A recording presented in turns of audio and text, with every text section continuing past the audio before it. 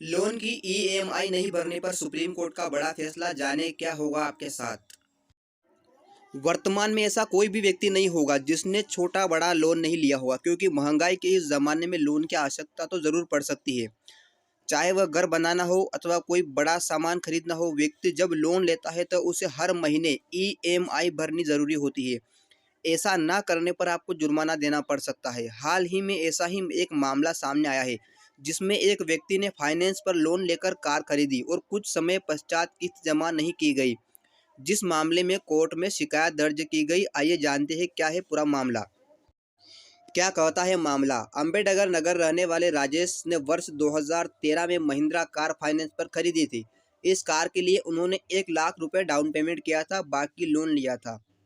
इस लोन को चुकाने के लिए प्रत्येक माह 12,531 रुपये की किस्त जमा करनी होती है, लेकिन करीबन 7 महीने तक कार की ईएमआई जमा नहीं की गई। इसके पश्चात कोई भी किस्त जमा नहीं की गई। कंज्यूमर कोर्ट में हुई सुनवाई।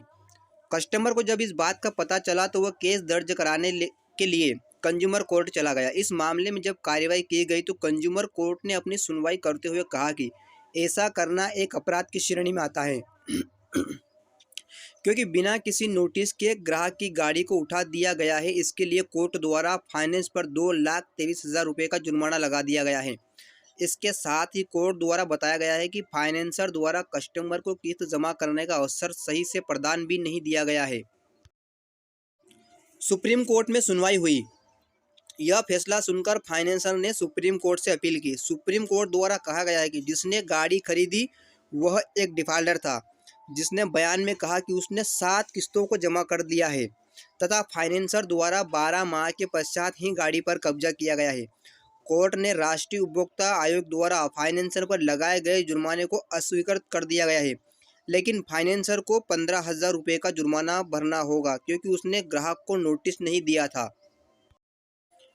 लोन डिफ़ॉल्टर्स को मिलेगा मौका। लोन डिफ़ॉल्टर्स को जब एक मौका मिलेगा कि वे अपनी लोन की ईएमआई नहीं भरने के लिए बैंकों या फाइनेंसरों से बात कर सके और एक समझौता कर सके। सुप्रीम कोर्ट ने हाल ही में यह फैसला सुनाया है कि बैंक या फाइनेंसर को पहले लोन डिफ़ॉल्टर को नोटिस देना होगा और ईएमआई भरने के लिए समय देना होगा। अगर लोन डिफ़ॉल्टर फिर भी ईएमआई नहीं भर पाता है तो बैंक या फाइनेंसर उसे कोर्ट में ले जा सकता है।